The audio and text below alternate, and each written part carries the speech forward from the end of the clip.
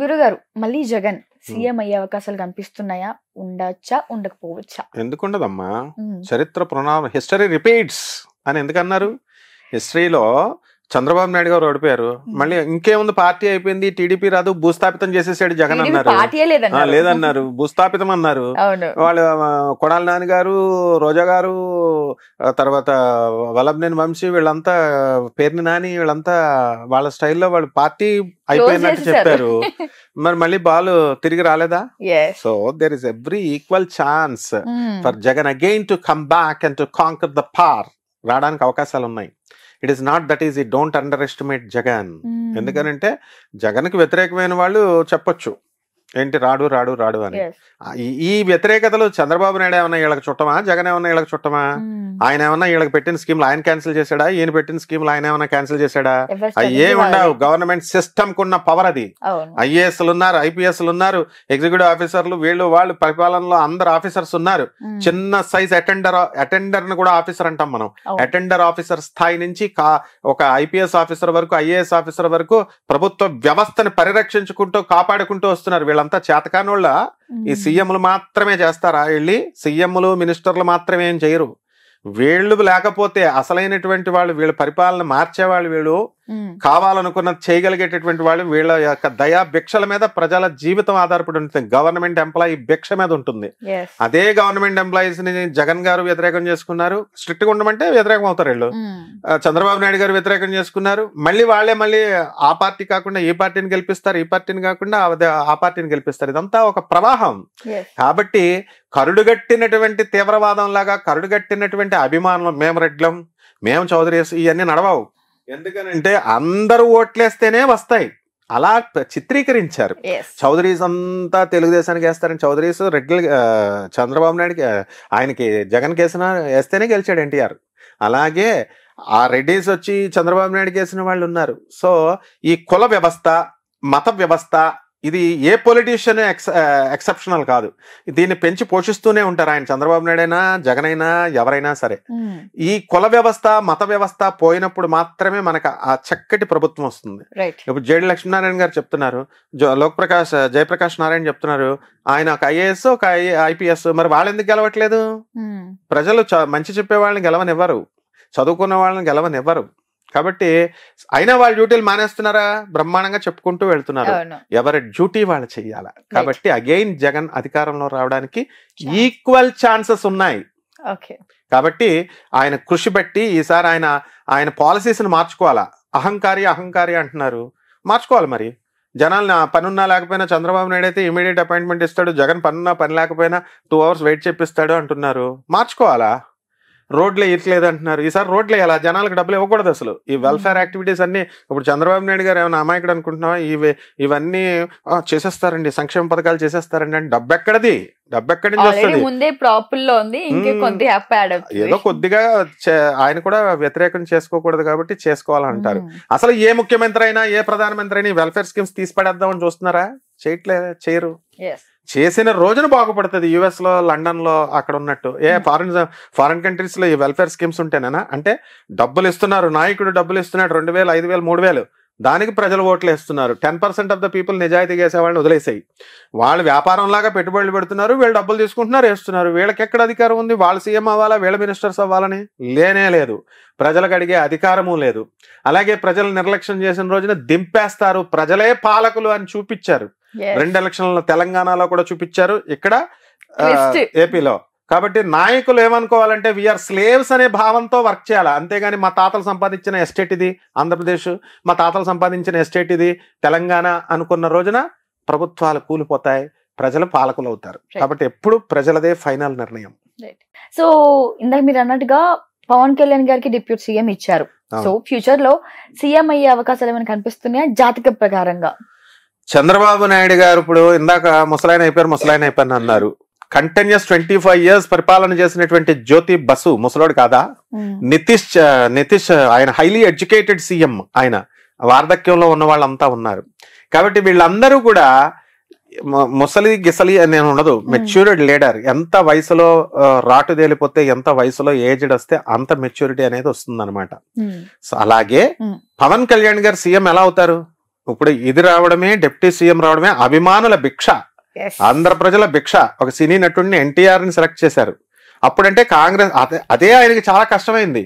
ఎందుకంటే కాంగ్రెస్ పార్టీ మీద కష్టం, కాంగ్రెస్ పార్టీ అప్పుడు ఎమర్జెన్సీ పెట్టి ప్రజలందరినీ పట్టుకొని ఎమర్జెన్సీ తీసుకెళ్లిపోయి ఆపరేషన్లు చేసేసేవారు. ఫ్యామిలీ ప్లానింగ్, దొరికినట్టు తీసుకెళ్లి గవర్నమెంట్ హాస్పిటల్ వేసేసి కటింగ్ చేసేసి 150 రూపాయలు చేతిలో పెట్టేవారు. దొరికిన గవర్నమెంట్ ఎంప్లాయీని తీసుకెళ్లి జైల్లో పడేసేవారు. ఎమర్జెన్సీ అంటే డార్క్ డేస్ ఆఫ్ ఇండియా అంటారు. అటువంటి ఆవిడ మీద కక్ష కట్టి ఏం చేశారు, ఆ టైంలో వేరే ఆల్టర్నేటివ్ కోసం ప్రజలు ఎదురు చూస్తూ ఉన్నారు. ఆ టైంలో డాక్టర్ ఎన్టీ రామారావు గారు వచ్చారు. ఆయన మీద ప్రేమ, ఆయనంటే ఆయన చిన్నోడా, ఇప్పుడు కాదు అది 3 తరాల నుంచి ఒక రాముడి పాత్ర, ఒక కృష్ణుడి పాత్ర, ఒక భీముడి పాత్ర, ఇలా రకరకాల మామూలు సాంఘికలలో ఒక 4 తరాల జనం, 3 తరాల జనం అందరికీ ఆయన సుపరిచితుడు కాబట్టి ఆయన మీద ప్రేమ, మన ఇంట్లో వాడు ఎంట్రీ వాడు అనుకుని అందరూ కలిసి వేశారు, ఆల్టర్నేటివ్ లేదని. అదే మరి చిరంజీవి గారి విషయంలో ఎందుకు రాలేదు, ఎందుకు వేసేయలేదు? అదే మరి పవన్ కళ్యాణ్ 10 సంవత్సరాల క్రితం ఎందుకు వేసేయలేదు? సినిమా వాళ్ళని అంత తొందరగా నమ్మరు. ఆ కాలంలో ఎంజీఆర్ నమ్మారంటే అది వేరు. ఆ టైప్ ఆఫ్ ఆయన కూడా చాలా సుదీర్ఘ కాలం పాటు చేశారు. అలాగే డాక్టర్ ఎన్టీ రామారావు ఆయన స్పెషల్ స్టైలే డిఫరెంట్. ఇప్పుడున్నటువంటి పవన్ కళ్యాణ్ గారికి సీఎం అయ్యే అవకాశాలు లేవు, ఫ్యూచర్ లో కూడా లేవు ప్రస్తుతానికైతే. అంటే దాని గురించి మళ్ళీ లాంగ్ రన్ అక్కల్లా. ఎందుకంటే చంద్రబాబు నాయుడు ఉన్నాడు, ఆయన చెబితేనే కదమ్మా పవన్ కళ్యాణ్ ఓట్లేసింది. జనం ఏమంటున్నారు, టీడీపీ సపోర్ట్ లేకుండా ఉత్తి జనసేనకి వేసారా? మరి జనం వేసారా? కానీ ఇక్కడ జనసేన వల్ల పవన్ కళ్యాణ్ వల్ల టీడీపీకి ఓట్లు వచ్చాయని కూడా చెప్పడం జరిగింది. ప్రజల నాలుకలు 2 రకాలు ఉంటాయి, వీళ్ళు అటైతే ఇటు, ఇటైతే అటు అంటారు. అభిమానులు, మెయిన్ పవన్ కళ్యాణ్ అభిమానులు ప్రశాంత్ కిషోర్ ని పక్కన పెట్టి ఆ స్ట్రాటజీతో మనం పిలిపించాం. ఏం మీరంతా ఐఐటీలో చదువుకోలేదా, ఎన్ఐటీలో చదువుకోలేదా, ఇంజనీరింగ్ చదవలేదా? ప్రశాంత్ కిషోర్ కి ప్యాకేజీలు ఇచ్చి ఆయన కూడా మీలాంటి ఇంజనీర్లను హైర్ చేసుకునే బాబు రావాలి, జగన్ పోవాలి, లేదా జగన్ రావాలి, బాయ్ బాయ్ బాబు, ఇలాంటి స్లోగన్స్ మీరు ఇవ్వలేరా అని చెబితే అప్పుడు గత 10 సంవత్సరాల క్రితం సినీ అభిమానాన్ని సినీ అభిమానంగానే ఉంచుకొని ఓట్లుగా కన్వర్ట్ చేసుకోలేకపోయినటువంటి జనం ఏం చేశారు, ఇప్పుడు ఓట్లుగా కన్వర్ట్ చేశారు. ఇది ఎప్పటికైనా ప్రజల అభిమానులు, పవన్ కళ్యాణ్ అభిమానుల గొప్పతనం అది.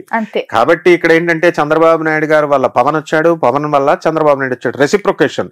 ఒకళ్ళు వన్ సైడ్ లవ్ ఉండకూడదు కదమ్మా, ఇద్దరు ప్రేమించుకోవాలి. ఈ కూటమి ఏర్పడింది కాబట్టి ఈ రోజు ఫస్ట్ అసలు కూటమి పెడితేనే వస్తారని చెప్పిందే మనం. 2 పార్టీలు వస్తే కుదరదు. చంద్రబాబు నాయుడు పవన్ వస్తున్నంత మాత్రాన్ని సరిపోదు, యూ హ్యావ్ టు బీజేపీని కూడా కలుపుకోవాలా అని చెప్పి అప్పుడు మాత్రమే వస్తుందని చెప్పాం. అలాగే వాళ్ళు అయ్యారు. ఎందుకంటే వాళ్ళ వెనకాల ఐఏఎస్లు ఉంటారు, ఐపీఎస్లు ఉంటారు, చదువుకునే వాళ్ళు ఉంటారు, మీలాంటి స్టూడెంట్స్ ఉంటారు. అండ్ చంద్రబాబు నాయుడు గారు కానీ పవన్ కళ్యాణ్, జగన్ అందరూ చదువుకున్నారు కాబట్టి వీళ్ళందరూ కూడా మెచ్యూర్డ్ మైండ్స్. వాళ్ళ పిల్లలు చదువుకోలేదా? ఉపాసనారెడ్డి నా శిష్యురాలే చదువుకోలేదా? లేకపోతే ఈ బ్రాహ్మణి చదువుకోలేదా? వాళ్ళ ఐడియాస్ మనకులాగే ఉంటాయి కదా, ప్రజలే కాదు. కాబట్టి ఖచ్చితంగా పవన్ కళ్యాణ్ గారికి టఫ్ కాంపిటీషన్. ఎందుకంటే జగన్ అప్పుడే అయిపోలేదు, మళ్ళీ లేస్తారు ప్రజలకంతా డెఫినెట్ గా. ఇప్పుడు పులి ఏం చేస్తుంది, 2 అడుగులు వెనక్కేస్తే మళ్ళీ ముందుకెళ్తుంది. అలా ఇదే ప్రజలు మారతారు. మారకపోవచ్చు, వదిలేసే. లేకపోతే పవన్ కళ్యాణ్ మీద ఇప్పుడు గవర్నమెంట్ లో ఉన్న వాళ్ళ మీద వ్యతిరేకత అనేది కంపల్సరీ 5 సంవత్సరాలు వస్తుంది. మరి నాకు కావాలి జగన్ అని మీద పెట్టుకున్నారు, 5 సంవత్సరాలు దించేశారు. అలాగే ఉండాలని ప్రజల నిర్ణయాలు ఇప్పుడు సేమ్ ఉండవు. బాగా పరిపాలన చేస్తే అవుతాయి, బాగా పరిపాలన చేస్తే కంటిన్యూ చేయొచ్చు. మరి లోకేష్ ఏమైపోతాడు పవన్ కళ్యాణ్ గారికి ఇస్తే? మరి జూనియర్ ఎన్టీఆర్ కాసు కూర్చున్నాడు, ఆయన నేను సీఎం అవ్వాలని ప్రతి ఒక్కరికి ఆశ ఉంటుంది. ఆయన వేరేగా పార్టీ పెట్టుకుని వస్తారు. జాతక ప్రకారంగా ఈ 5 ఏళ్ళు పవన్ కళ్యాణ్ గారికి ఎలా ఉండబోతుంది? అయితే ఆల్రెడీ నడుస్తుంది కదమ్మా బ్రహ్మాండంగా. నెంబర్ 1 లో చంద్రబాబు నాయుడు. ఏమైనా ప్రాబ్లమ్స్ ఎదుర్కొనే ఏముండవు, ప్రాబ్లమ్స్ ఏముండవు. Pawan Kalyan is very intelligent, అద్భుతంగా చేస్తాడు. కాకపోతే వీళ్ళిద్దరు హీరోయిజం ఎప్పుడు బయటపడుతుందంటే అక్కడ మోడీ గారిని ఒప్పించి ఎక్కువ ప్యాకేజ్ తేవాలా, డబ్బులు తేవాలా, ఆ పోలవరాన్ని నిర్మించాలా. కేవలం అధికారాన్ని అనుభవించడమే కాదు, వాళ్ళు ప్యాకేజ్ తేవాలా, డబ్బులు ఇవ్వాలా. ప్రజలదేముంది, తెచ్చేస్తారు, చేసేస్తారు అని చెప్తారు. తేవాలా, ఫస్ట్ నిలదీసి అడగగలగాల నిర్మోహమాటంగా. తెచ్చినప్పుడు పోలవరం పూర్తవుతుంది, అమరావతి పూర్తవుతుంది, వైజాగ్ డీసెంట్రలైజేషన్ ఆఫ్ పవర్ ని కూడా సేమ్ పాలసీస్ ని కంటిన్యూ చేయాలా. ఒక సీఎం ఒకడొస్తాడు అమరావతి అంటాడు, ఇంకో సీఎం వస్తాడు రాయలసీమ అంటాడు, లేకపోతే వైజాగ్ అంటాడు, మళ్ళీ ఈ సీఎం వచ్చి మళ్ళీ అమరావతి బ్యాక్ టు పెవిలియన్ అన్నట్టు చేయడానికి కుదరదు. ఒక ప్రజలకు మీరు ఏం చేస్తున్నారు, ప్రజలు ఆర్ అబ్జర్వింగ్. ప్రజలు అబ్జర్వ్ చేస్తున్నారు. మొత్తం డీసెంట్రలైజేషన్ ఆఫ్ పవరే చేస్తావో, లేకపోతే ఒకే చోట సెంట్రలైజ్ చేసి నువ్వు చేస్తావో, రాజధానిని అందించగలుగుతావా, పోలవరం ప్రాజెక్ట్ పూర్తి చేయగలుగుతావా, మోడీ నెక్స్ట్ టైం కి ఉండాలని లేదు. రాహుల్ గాంధీ తోసుకొచ్చేస్తున్నాడు, ఈస్ పెనిట్రేటింగ్. ఎందుకంటే ఇప్పుడు ఓట్లు పెరిగిపోయినాయి. సో ఎవ్రీ రాజకీయం అనేది ఎప్పుడు కూడా ఒకలాగా ఉండదు. దూసుకొని అందరూ అన్ని పార్టీలు ఆ సీఎం పోస్ట్ లో ఉన్న ఆ అందం అలాంటిది. ఏ మామూలు ఎమ్మెల్యేలకి వస్తుందని ఛాన్స్ ఉంటే ట్రై చేయరా, వాళ్ళు ట్రై చేసేస్తారు. రైట్. సో నారా లోకేష్ గారు జాతకం ప్రకారంగా టీడీపీ పార్టీ అధ్యక్షుడు అవుతాడా? ఆయన జాతకం ప్రకారంగా ఎలా ఉండిపోతుంది ఆయన రాజకీయ జీవితం? ఎవరు ఆపేవాళ్ళు ఎవరున్నారు అసలు ఆయన్ని? ఆయన పార్టీ వాళ్ళది, వాళ్ళ డాడీది. ఆయన డెఫినెట్ గా ఈయన పార్టీ అధ్యక్షుడి కింద ఇప్పుడే చేస్తారు. మినిస్టర్ గా చేసుకున్నారు, వాళ్ళే పంచుకుంటున్నారుగా అధికారం. లోకేష్ గారికి ఇచ్చారు, పవన్ కళ్యాణ్ గారికి ఇచ్చారు, వాళ్ళ కుటుంబ సభ్యులకి, బయట వాళ్ళకి అందరికి ఇస్తున్నారు కదా. సో వాళ్ళ పార్టీ కాబట్టి ఆయన ప్రెసిడెంట్ అవుతాడు, బ్రహ్మాండంగా చేస్తాడు. ఆయన కూడా బాగానే చదువుకున్నాడుగా. అయితే చంద్రబాబు నాయుడు గారు అంత తెలివితేటలు లేకపోవచ్చు, ఆయన అంత చాణక్యనీతితో చేయలేకపోవచ్చు. ఆయన పందాలు ఆయన బాగానే చేస్తారు. అట్లే మరి ఇప్పుడు 3వ సారి అయితే మనకి పిఎం అయ్యారు నరేంద్ర మోడీ గారు. మరి 4వ సారి కూడా అయ్యే అవకాశాలు ఉన్నాయా, లేకపోతే ఇదే చివరిసారి? ఇంకా ఆయనకి ఇదే చివరిసారి. ఇప్పుడు ప్రజలు అంత కంటిన్యూటీ ఎవరు, ఎందుకంటే మరి కాంగ్రెస్ ఏం చేసిందమ్మా, అలా అయిపోయే ఉద్దేశం ఉంటే ఇప్పుడు కాంగ్రెస్ కి కొంచెం ఎక్కువ పెంచరు. ఇప్పుడు సీట్లు పెరిగినాయి కదా. అంటే ఏంటి, స్లోగా వచ్చేస్తోంది కాంగ్రెస్ దూసుకొని. ఇక్కడ ప్రియాంక ఉంది అక్కడ, ఏం చదువుకోలేదా ఆమె? రాహుల్ గాంధీ చదువుకోలేదా? ప్రజలు చెప్పేస్తే సరిపోద్దా? పప్పు పప్పు అన్నారు లోకేష్, ఇప్పుడు నిప్పు అయిపోలేదు, అప్పుడు మినిస్టర్ అయిపోయాడు. ఇప్పుడు పప్పు పప్పు పప్పు అన్నారు అందరూ. అలాగే రాహుల్ గాంధీని అంటున్నారు. కేటీఆర్ గారి జాతకంలో సీఎం అయ్యే అవకాశాలు ఉన్నాయా? అంటే మీరు ఇప్పుడు గతంలో అన్నట్టుగా లైక్ అంటే ఏదైనా కేసీఆర్ గారికి హెల్త్ ఇష్యూస్ వస్తే ఆయన ప్లేస్ ని రీప్లేస్ చేసే అవకాశాలు ఏమైనా కనిపిస్తున్నాయా? ఎందుకు కాకూడదు? ఇప్పుడు ఒకసారి డౌన్ అవుతారు ప్రతి మనిషి, మళ్ళీ లేస్తారు. ఆయన చదువుకోలేదా? తర్వాత ఆయనకి పాలసీస్ తెలీదా? కేవలం చదువు ఒకటే సరిపోదు, ప్రజలను కూడా కలుపుకొని వెళ్ళాలా. అసలు కేటీఆర్ కి మంచి పేరే ఉంది, బోళా శంకర్ నిరంతరం జనాల్లోనే ఉంటుంటారు, మంత్రులు కలుస్తుంటారు, చదువుకున్నారు. అలాగే రేవంత్ రెడ్డి గారు సరిగ్గా పాలన చేస్తే వాళ్ళకి అవకాశం ఇవ్వకుండా